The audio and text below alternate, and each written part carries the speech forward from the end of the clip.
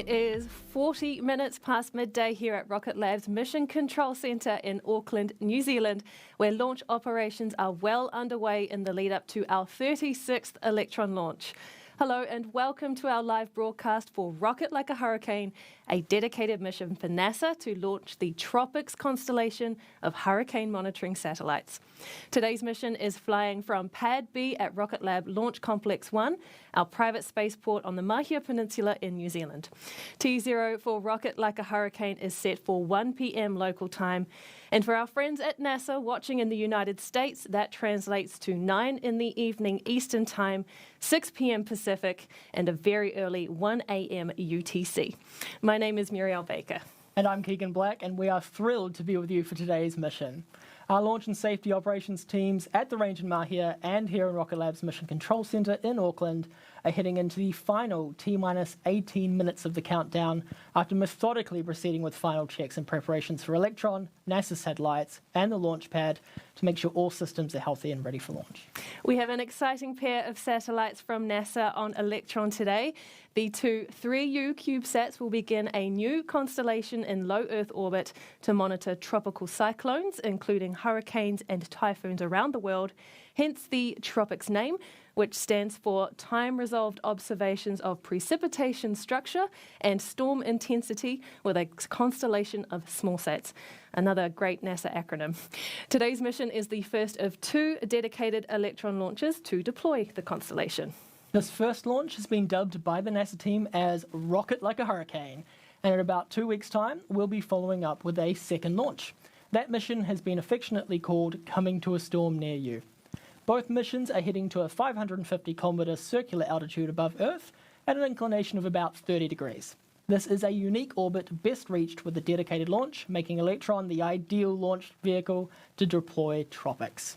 Here's more from NASA about TROPICS and its importance, not just to NASA's Earth science team, but for all of us eager to have more accurate and more timely information on powerful storms when they come our way. Here's a question. How does a group of satellites, each no more than a foot long, help improve forecasts for tropical storms and hurricanes? Let's take a look. Hurricanes are some of the most powerful and destructive weather events on Earth. The 2020 Atlantic hurricane season was brutal, producing a record-breaking 30 named storms. What's more, 10 of those storms were characterized as rapidly intensifying, some throttling up by 100 miles per hour in under 2 days. Many weather satellites will generally measure a storm only once every few hours, leaving gaps in coverage where a storm may quickly strengthen. To help fill this observation gap, NASA is launching TROPICS, a collection of satellites designed to make a big impact on our understanding of damaging storms. Their mission? To provide near-hourly observations of a storm's precipitation, temperature, and humidity, allowing scientists to better understand what drives a storm's intensification. To achieve this, researchers at MIT's Lincoln Laboratory developed a miniaturized microwave radiometer that's about the size of a cup of coffee. This small instrument will measure storm strength by detecting the thermal radiation naturally emitted by the oxygen and water vapor in the air. As Earth's climate continues to change, cost-effective but powerful satellites like TROPICS will be an important tool to help us better observe developments driving rapid changes in powerful storms, and help forecasters better predict and prepare for the weather ahead. TROPICS has been a massive team effort to get the satellites from idea to the launch pad, with the science team led by the Lincoln Laboratory at the Massachusetts Institute of Technology, and others including researchers from the NASA Goddard Space Flight Center, the National Oceanic and Atmospheric Administration, or NOAA, and several universities and commercial partners. Few people have been closer to this mission than Stuart Cook. He is one of the mission managers for the TROPICS program. And we were lucky enough to catch up with Stuart earlier in the week at our production complex. Let's take a look.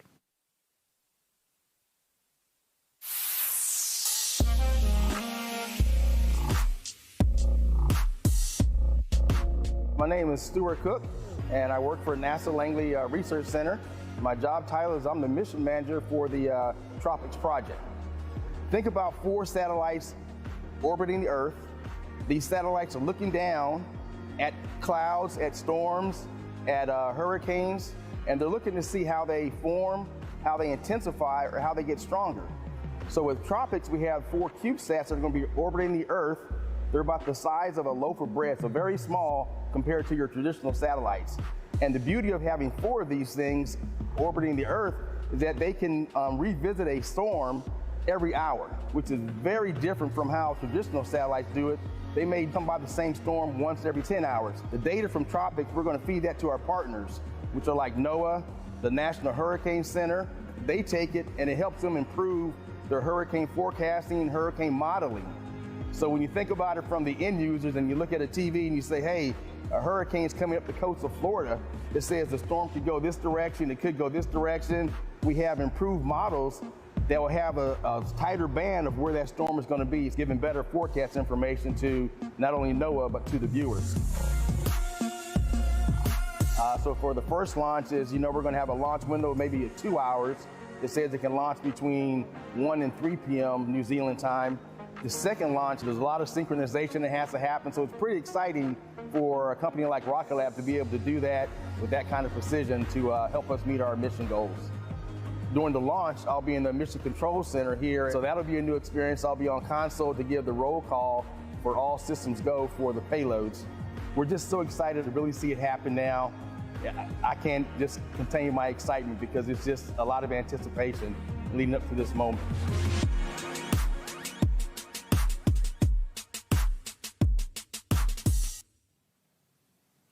We are very much looking forward to delivering those spacecraft to their new home in orbit, launching in just 13 minutes' time.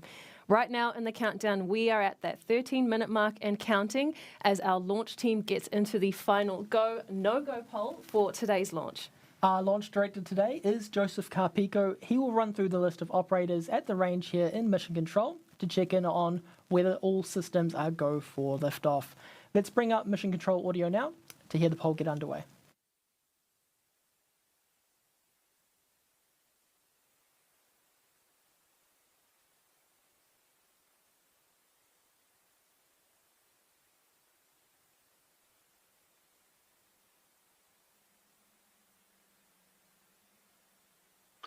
All operators, this is the LD on mission, proceeding with the go, no-go sequence. Stage.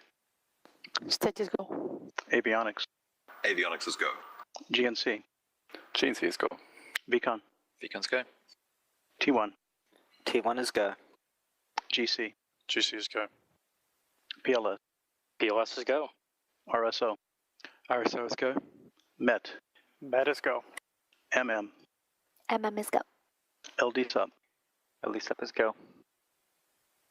The go, no-go sequence is complete. We are now T-minus 11 minutes, 30 seconds and counting. We are go for terminal count at T-minus 10 minutes. From this time, the 3-word hold procedure is in effect.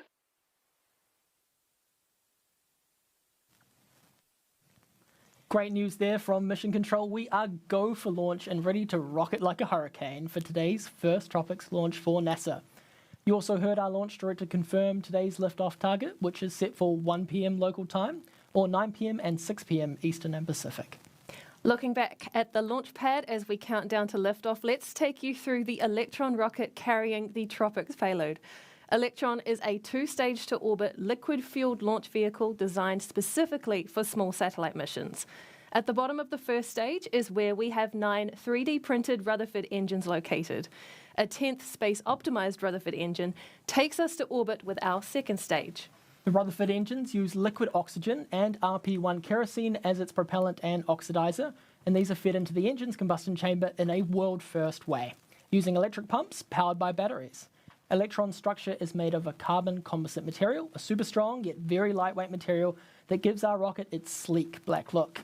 It's white now because of the cold liquid oxygen in Electron's tanks, which causes moisture to condensate as ice on the outside of the rocket. The TROPICS satellites are mounted to the rocket's kick stage inside Electron's fairing or nose cone. At around 3 minutes into flight, that fairing will separate into 2 halves, exposing the satellites to space ready for deployment.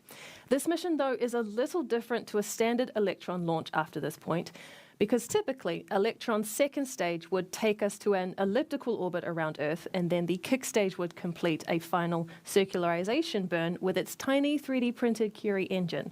But for TROPICS, the second stage will be used to circularize the orbit, and the kick stage will instead perform an inclination change to place the two TROPICS CubeSats into a precision orbital position.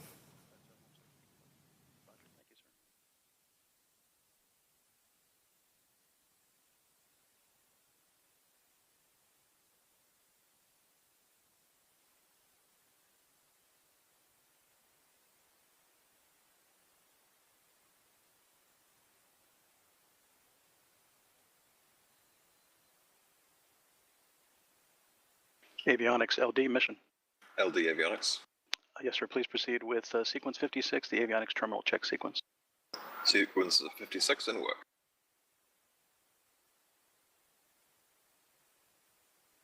S-band is switched to high power for flight.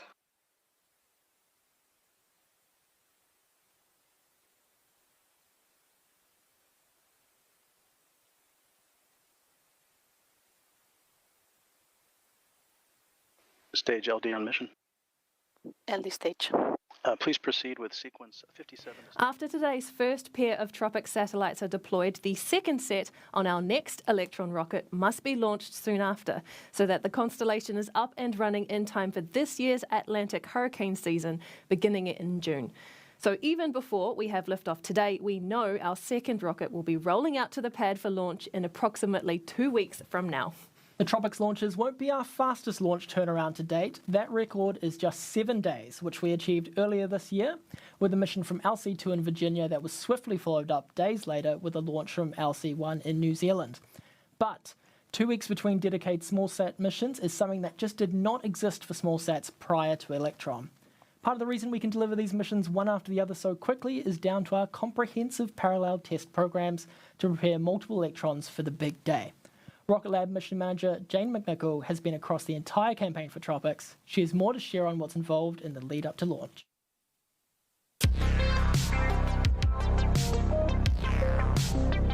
My name is Jane McNichol. I'm a mission manager at Rocket Lab, and I'm the mission manager for the 2 TROPICS missions. So as we know, the number of hurricanes we're experiencing every year is increasing due to climate change. And the intensity of these storms is also increasing.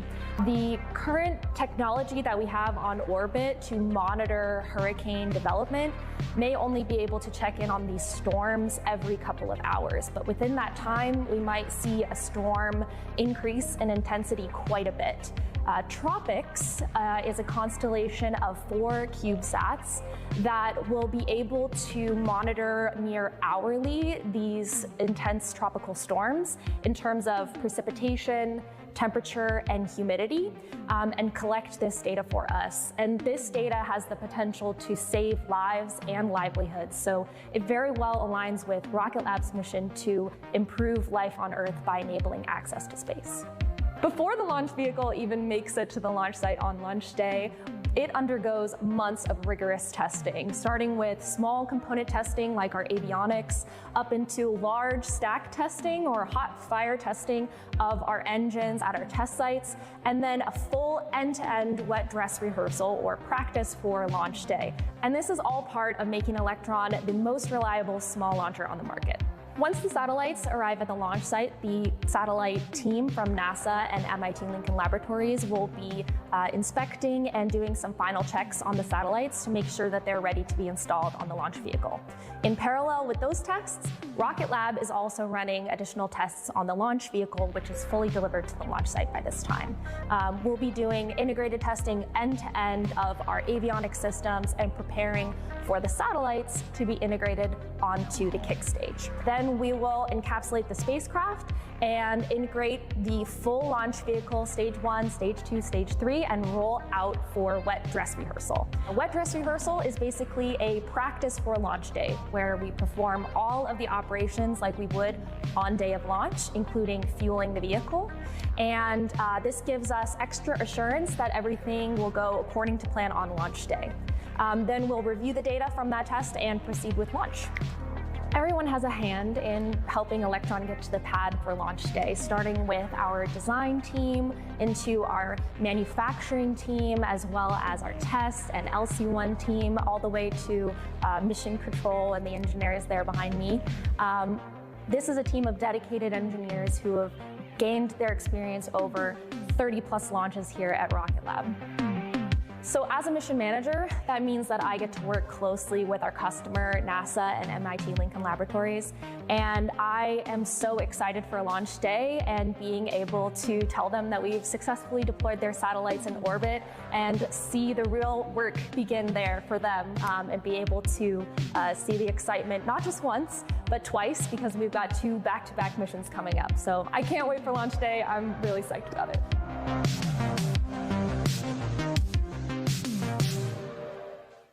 As we approach T-minus 4 minutes to liftoff, let's take you through the last moments before those 9 Rutherford engines ignite.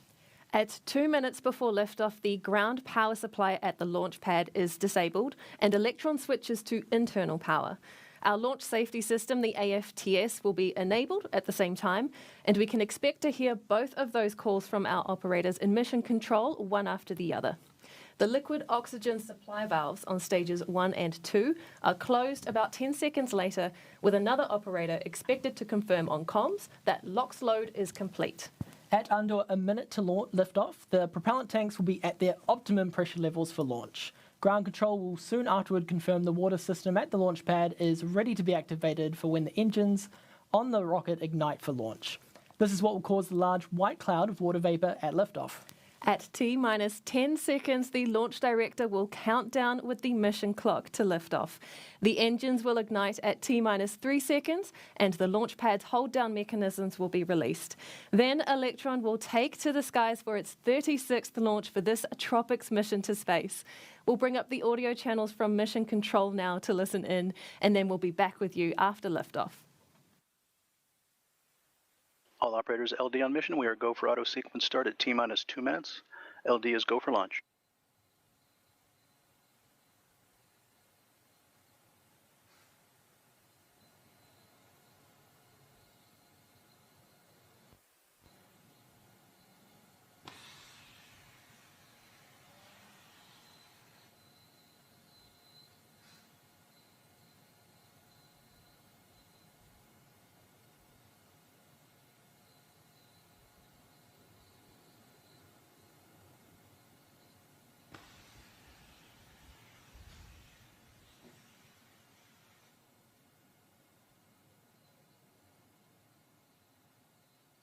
Vehicle is on internal power. AFTS is green and enabled for flight.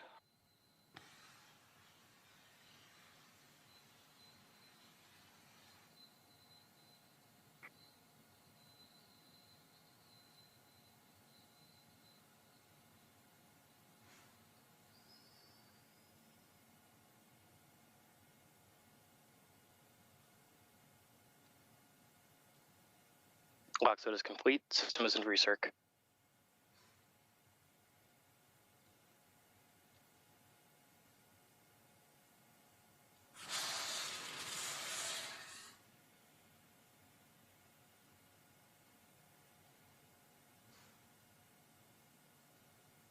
Anti-geysering is disabled.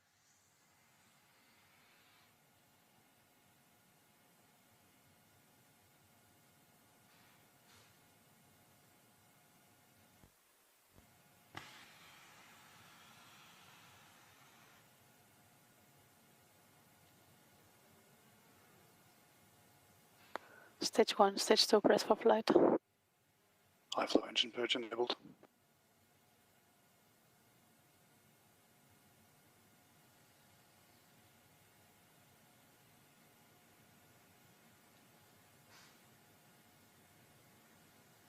Deluge activated.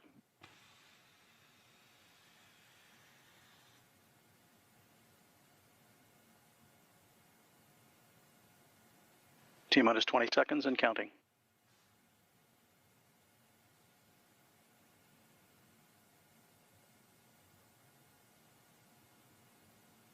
10, 9, 8, 7, 6, 5, 4, 3, 2, 1.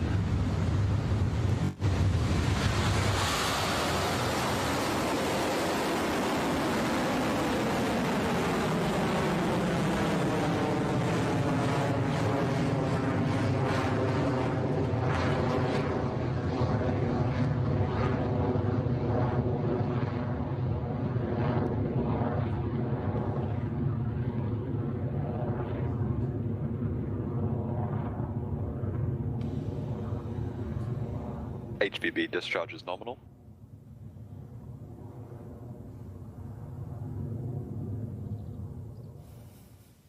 Electron is soaring through the sky right now after lifting off from Pad B at Launch Complex 1, now on its way to low Earth orbit for NASA and TROPICS.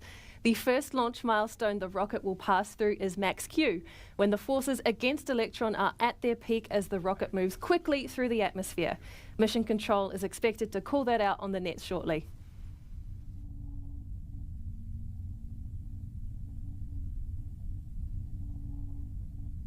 Cleared Max Q. Great news there with Max Q and onward and upward for Electron. It has only been about a minute since liftoff, and already the rocket is at its speeds of over 2,000 kilometers an hour, a mere fraction of the 27,000 plus kilometers an hour that is orbital velocity, which will reach ahead of payload deployment in the next 30 minutes or so. Next, though, is the separation of the rocket between stages 1 and 2. For that to happen, we first need the 9 Rutherford engines currently burning hot to shut down, an action called main engine cutoff or MECO. Then a few moments later, stages 1 and 2 will spring apart. We'll hear that called out as stage separation.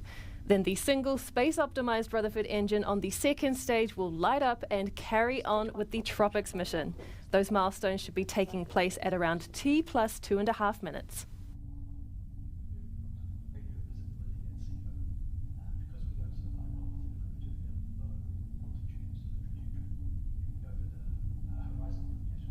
"15 seconds to MECO.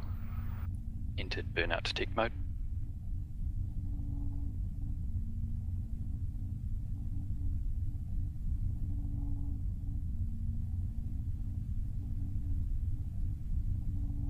MECO confirm.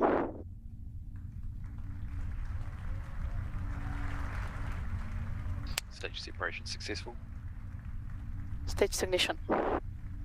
Exactly as we expect, there goes MECO, stage separation, and we can now see that the Rutherford engine nozzle is glowing hot on the second stage. The TROPICS satellites remain in good health on the Electron, and soon the rocket's onboard computer will command the fairing to separate and fall away.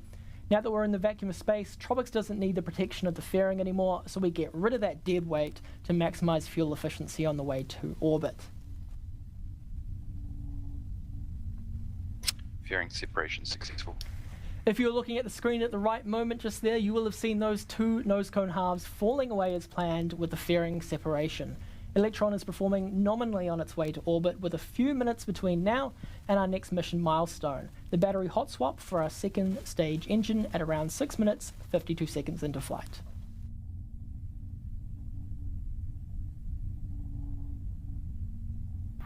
Guidance is nominal. Stage 2 propulsion, still nominal.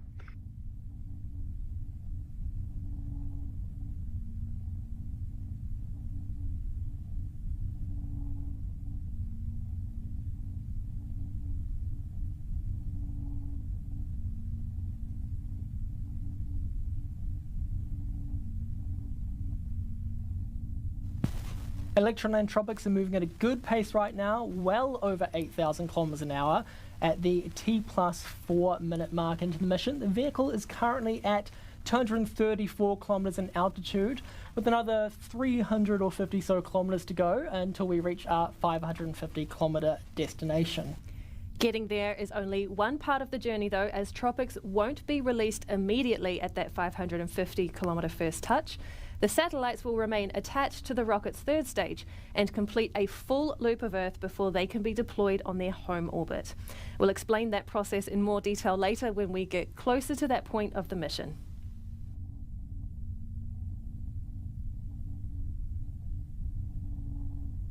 Stage 2 propulsion hold nominal.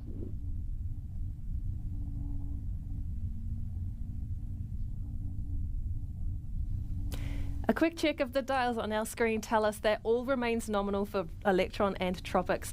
The rocket is moving steadily at more than 9,000 kilometres an hour, and we are inching closer to that 550 kilometre mark now that Electron has passed more than 300 kilometres altitude. To keep the mission running smoothly, we'll have another launch milestone coming up soon. It is called the battery hot swap, and it's essential to keeping our Rutherford engine running all the way to the mission's altitude destination. That action is due at around 6 minutes and 52 seconds in flight, so in just another 1 minute or so.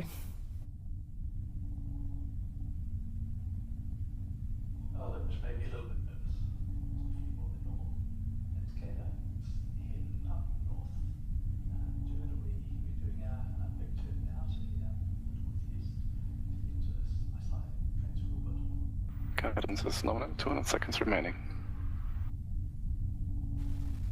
What we call the battery hot swap maneuver is a unique action for our Electron rocket. When the first two battery packs supplying power to our electropumps on stage 2 are close to being drained, Electron switches to a fresh battery that will ensure the Rutherford engine lasts the distance to orbit. It's a move our rocket has performed countless times before, but it is a move unique to Electron. Battery hot swap is on its way in just a few moments, so we'll bring up the mission control comms again to listen out for the call.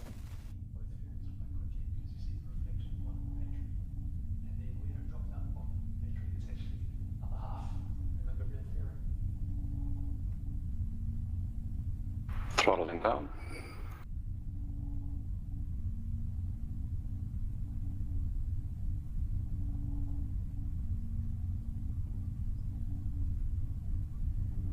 Hot swap successful. Battery jettison. Just as it was planned, the Rutherford has switched to its new power source with the battery hot swap and is continuing nominally with the TROPICS mission.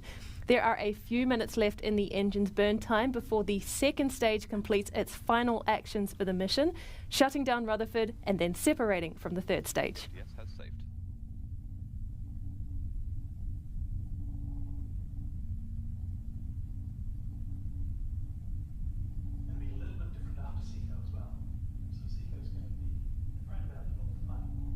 HVB discharge holding nominal.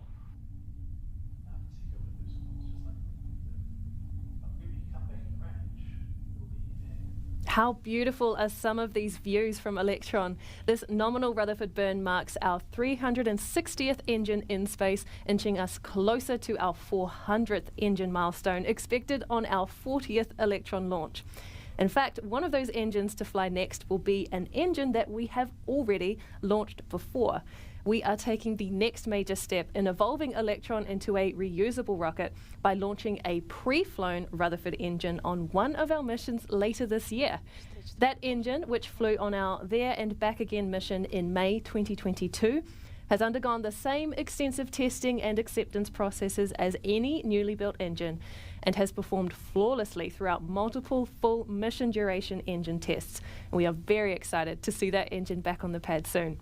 But back to TROPICS, and that second stage is performing well and the TROPICS payload is healthy as both continue travelling at speeds of over 19,000 kilometres per hour.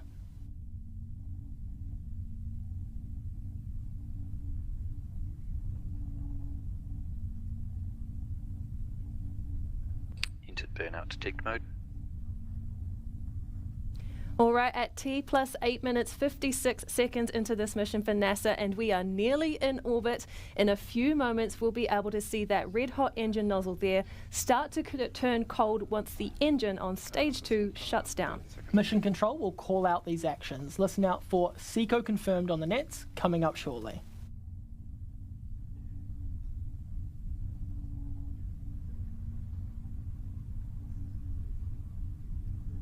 SECO confirm. There it is from Mission Control, met with a good cheer from our team. SECO and stage separation confirmed. That means our kick stage and TROPICS satellites are now in their phasing orbit of Earth. It's been a perfectly nominal mission so far, but Electron's work isn't quite done yet. That's right, TROPICS is a bit different to our usual launches. For this mission, the second stage sending the kick stage directly into a circular orbit, rather than the kick stage taking the satellites on its usual elliptical journey around Earth first. Then, once the kick stage passes the equator at what is called the ascending node, the kick stage's Curie engine lights up to change its inclination to end up in TROPICS' desired orbit. So while we wait for that Curie burn, we'll take a short break on the live stream now and join you then to hear those final confirmations come through from Mission Control. We'll be back soon.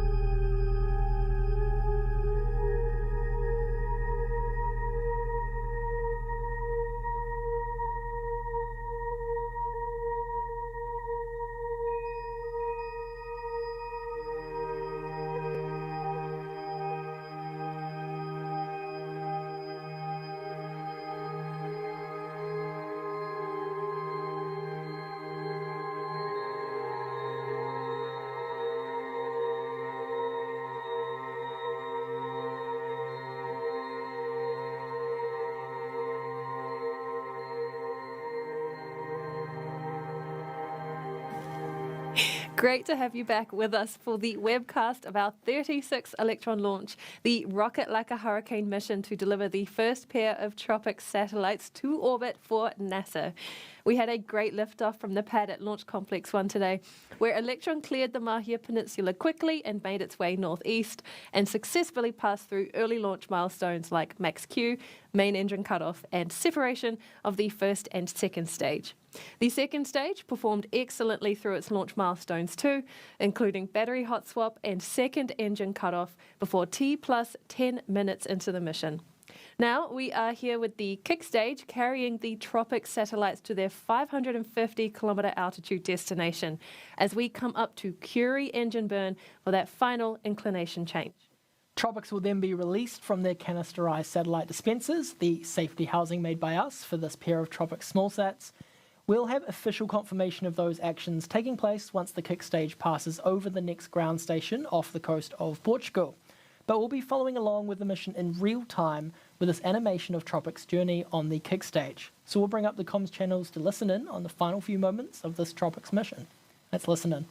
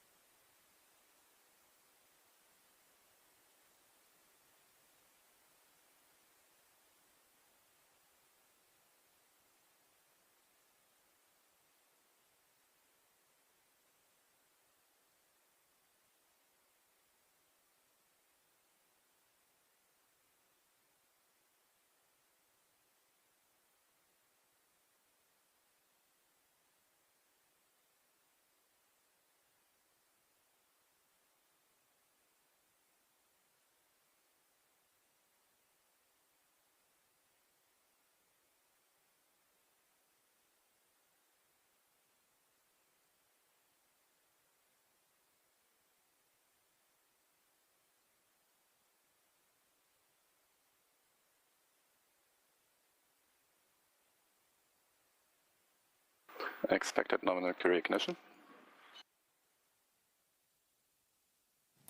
Word there from Mission Control that the Curie engine is expected to have now ignited. This engine is relightable and it gimbals to orient the kick stage in a very precise manner, allowing our customers pinpoint accuracy for payload deployment. Listening in now for the next call of Curie shutdown ahead of payload deployment.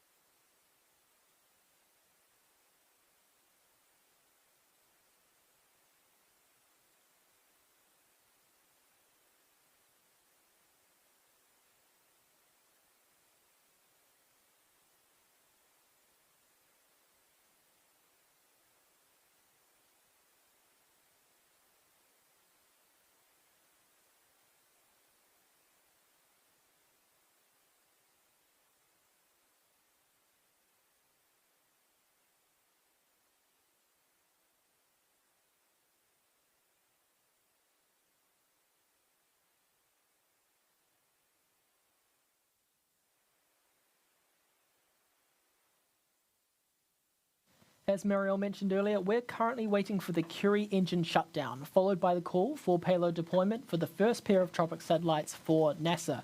The two 3U CubeSats are each not much bigger than a loaf of bread, and these small but extremely powerful satellites will begin a new constellation in low Earth orbit to monitor tropical cyclones around the world.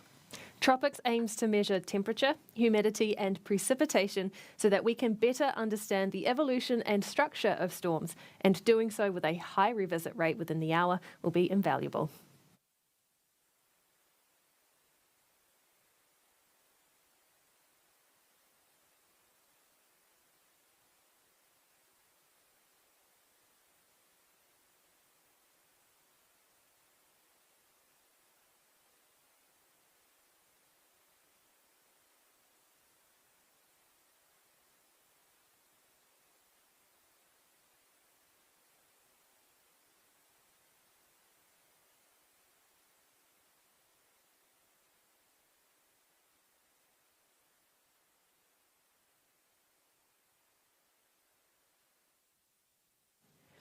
Curie engine shutdown is expected at around a few minutes from now, actually, so not long to go. And then a few seconds later, we should hear expected nominal payload deployment from Mission Control.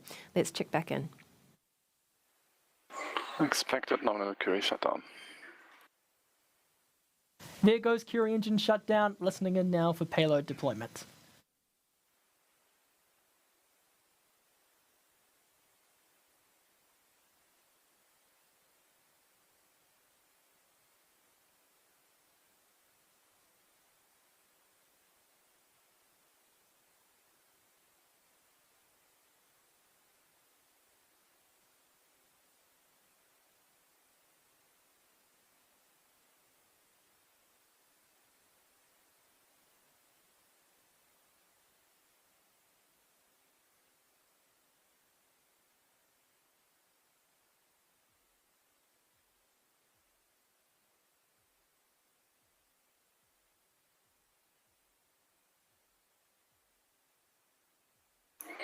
Expected nominal payload deployment.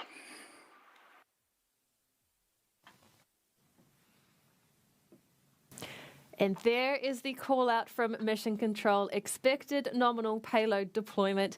Congratulations, NASA and the TROPICS team, and welcome to your new home in orbit. When the kick stage passes over the next ground station at Azores, we expect to receive the full telemetry package that confirms everything you've just heard from Mission Control. Look to our social media channels for that update within the hour as we close out this broadcast for our 36th Electron launch. And we'll be back to do it all over again with NASA for our second launch for the TROPICS mission to place another pair of small sats on orbit for this important constellation. Coming to a storm near you, both literally and figuratively, as our next launch's mission name, is set to fly from Launch Complex 1 in just a couple of weeks' time to help ensure NASA's constellation is up and running in time, ready for this year's hurricane season, set to begin on June 1st. We're going to end the broadcast now, but you can always keep in touch with us and stay in our orbit by following us on social media to see, hear and learn about what we do here at Rocket Lab. And to follow along NASA's TROPICS mission, you can head to blogs.nasa.gov/small satellites. Thank you so much for joining us. This is Rocket Lab Mission Control, signing off.